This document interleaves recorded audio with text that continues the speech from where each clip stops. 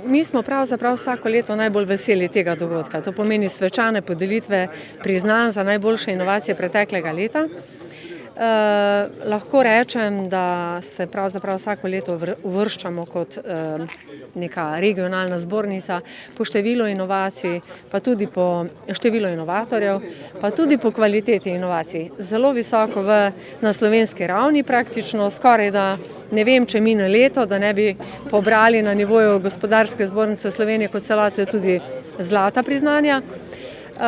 Seveda gre največ zaslug za to zagotovo inovatorjem in pa inovacijski klimi v Gorenju in pa v Bosch Siemens hišni aparati, seveda pa nikakor ne zaostajajo pri tem tudi druga inovativna podjetja, ki delujejo na tem področju, ki ga mi pokrivamo, torej Savinjsko-šaleška gospodarska zbornica.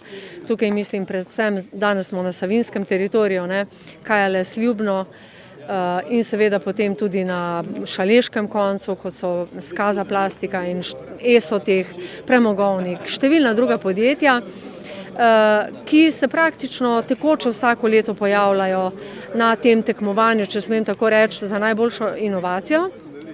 In verjetno tudi zato ni čudno, da so to nekako podjetja, ki dobro stojijo. Gorenje je pravzaprav največja izvozna družba v Sloveniji. Vemo, da imamo na tem območju tudi gazele in seveda absolutno je to možno pripisati samo temu, da se tako vodstvo zaveda, da pomeni inoviranje nek proces revitaliziranja neke dejavnosti, bodisi da je to proizvodnja ali storitve, kot tudi to, da se tega zavedajo potem tudi zaposleni in da seveda, bom rekla, nekako vsi delujejo v tem duhu, da je treba vedno prihajati z novimi idejami, ne glede na to, ali je to zdaj proizvod ali je to nek poslovni proces.